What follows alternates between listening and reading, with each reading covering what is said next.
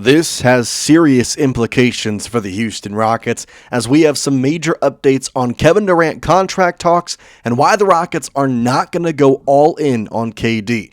We get you the latest news right now on Rockets Digest. Welcome, everybody. I'm Jace Andrews. I appreciate you tuning in to today's show. Got lots of updates for you on Kevin Durant, the latest on that situation, and why the Rockets are not going to go 100% all in on KD to make sure he stays in Houston for the rest of his career.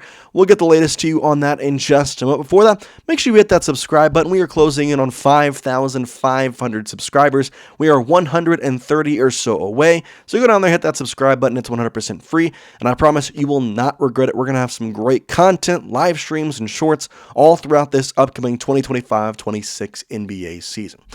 Kevin Durant is an interesting piece for the Houston Rockets because they made the trade for him. They did the right thing. They got him on the roster. He wanted to be here, but now they have to continue to do the right thing, and that might not be giving him a max contract extension. You see, as it stands right now, Kevin Durant is eligible for about a $56 million, $57 million per year max extension that would cover not this year, but the next 2 seasons, which would keep him in Houston till basically he's 40 years old and effectively around the end of his career. With that being said, though, there was reports that Kevin Durant, knowing the Rockets are trying to win a championship, knowing he wants to win a championship, he decided that maybe he wouldn't want to take a max contract extension so the Rockets could keep some core pieces around him. Well, now there has been a little bit of a standstill on contract talks. According to Shams Charania a long time ago, this was back in June, he said that he expected an extension to be done for KD in August. It's September now.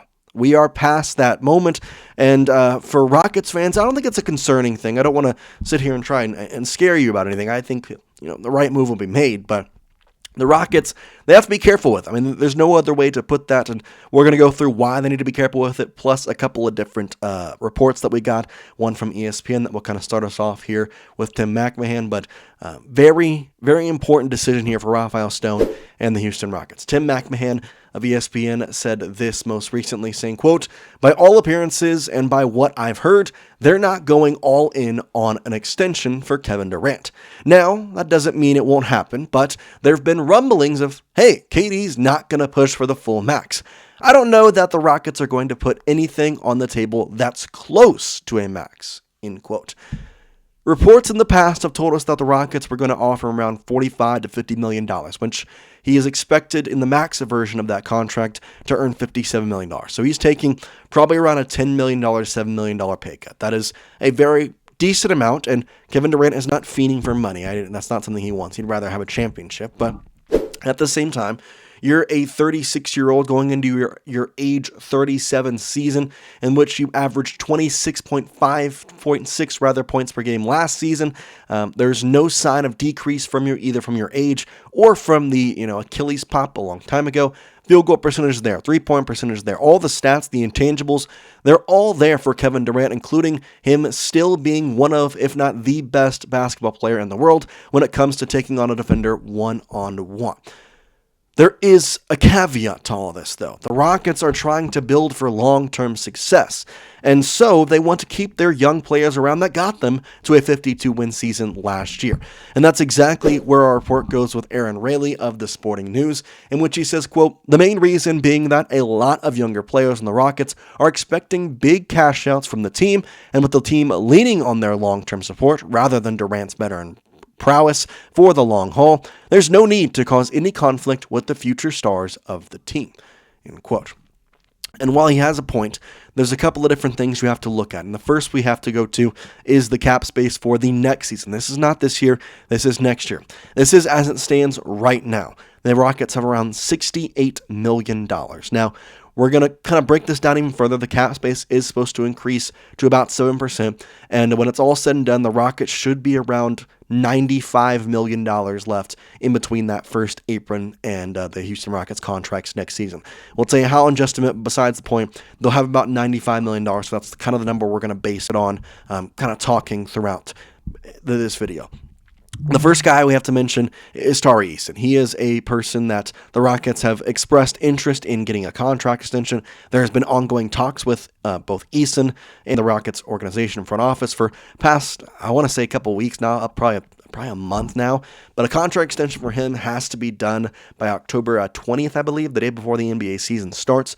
If a contract extension is not done by that point, then he will become a restricted free agent upcoming this offseason. So it really depends at that point how much the Rockets are willing to spend and how much the league is willing to spend on Tari Eason. If we continue on, though, Tari, I think, is a very important part of this team. The growth of him is still there, and you're seeing a lot of positives. Last year was a very good season for him, getting up to 25 minutes per game, 12 points per game, and 6.4 rebounds at the age 24 season going into this season. I like the intangibles of Tari Eason. He is a key rotational piece, and the Rockets would love to keep him around for the long haul, as they see him, kind of like Jabari Smith, as a rotational guy for a very long time. That being said, Eason is just one guy. That's not going to take up all that $95 million away from Kevin Durant, but there are other guys that are in the mix for a upcoming extension. Here is Brian Toporek of Forbes saying, quote, "Eason isn't the only player whom the Rockets have left to sign. Though Thompson, number 4 overall pick in 2023, will become extension eligible next offseason, while Reed Sheppard will join him in 2027-2028. I'm less worried about Reed Sheppard because that's 2 years in the future. The Rockets, as I'll show you in just a minute, have kind of planned for a couple different things. They have almost set in pace what they're going to do and kind of why some of these all-season contracts were formed in a very odd manner, and that's kind of what I want to talk about right here. Brian Toporek of Forbes talks about it, and he kind of referenced how Oklahoma City planned for their big contracts this offseason, and the Rockets are following suit. Quote, "The 4-year, $52.7 million contract that they signed with veteran forward Dorian Finney-Smith to this offseason is fully non-guaranteed in 2027-2028, which is right when Thompson's extension will be kicking in. They re-signed veteran center Steven Adams to a 3-year, $39 million contract this offseason, but they structured it to descend in value each year." So basically what they're saying is there's 2 ways they can go about this. Steven Adams is making more money this year and the next year than they will in that third year. It's going to go, decrease in value year by year. For Dorian Finney-Smith, that non-guaranteed money can be kind of dispersed in a couple different ways. One, you could trade him off, and that a team can make that money guaranteed, which, depending on how he plays, I think there'd be a lot of teams willing to take that. There's also the option of you can immediately just say, hey, we're going to let you go. Like, we're not going to pay you these next 2 years, not guaranteed, and the money goes off the books, and you can then have that extension for Thompson be right there with it. It's a tough thing to discuss because obviously we don't know what is the next thing, but we also talk about a couple of different players on the roster right now.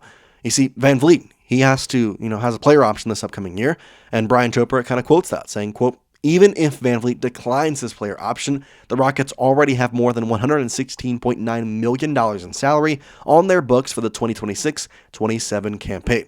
If they re-sign all 3 of VanVleet, Durant, and Eason, they could be in grave danger of vaulting over the dreaded second apron," end quote. Now I'm going to stop Toporek right there because the Rockets are not going to go over the second apron. We have been talking about this a lot, but Rafael Stone right now has a hard cap at the first apron. If you think the Rockets are going to ever get to the second apron, you're crazy. Like, there's just not a possibility that the Rockets get over that second apron. The Celtics did it, but they're a much higher organization, and in a lot of ways, they needed the championship in some aspects. And the Rockets, we want a championship. I'm not saying that, but I don't think we need to go over the second apron to get one. That seems illogical, and especially for your future, kind of dumb. You want that extra money, not having to pay the second apron tax and have the ability to go out there. So this is where I mentioned the 7% increase in cap space and kind of talking about where that would leave the Rockets. That's where I want to go to now, as Brian Toporek had a great report on it. So going to quote him saying, "Based on the 7% cap increase, each veteran minimum salary would cost around $2.45 million. So in the best case scenario, where the Rockets leave one roster spot open and punt on using their mid-level exception for minimum signings, will wipe out nearly $10 million alone." And the final part of it is I go here. Brian Toporek of Forbes, quote, "The Rockets would then have roughly $96.5 million to spend on Eason, VanVleet, and Durant before they crossed the second apron," end quote. And that's just the 2026-2027 season. And then after that, it would be the extensions for Thompson, if Reed Sheppard gets in there. So for Kevin Durant, the 2-year extension would, in theory, help you out for this upcoming year.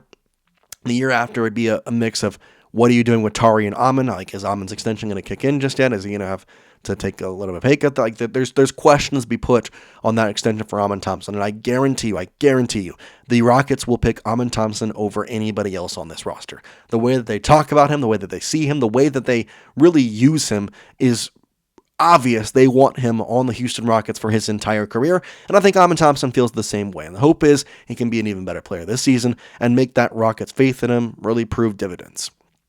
So with that being said, you've got $95.6 million as we sit right now. If you are using $50 million of it on, right there, Kevin Durant, then what do you have left to sign with Tari Eason? In theory, you can get him on an extension for maybe hopefully around $25 million. I mean, $20 million maybe would be, see if you can get him a little less than that.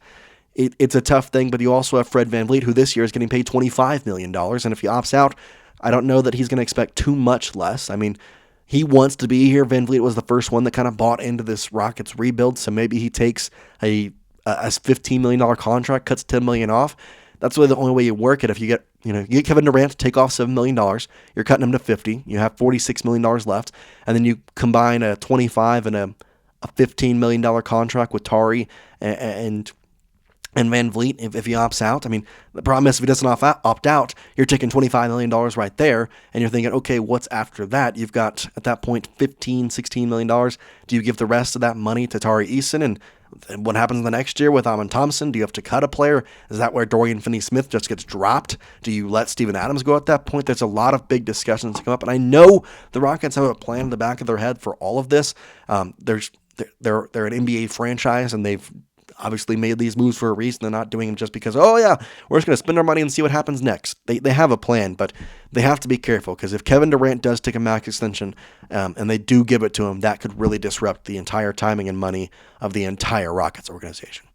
With that being said, though, that's all we got for you. Do want to throw a Rockets question of the day, though.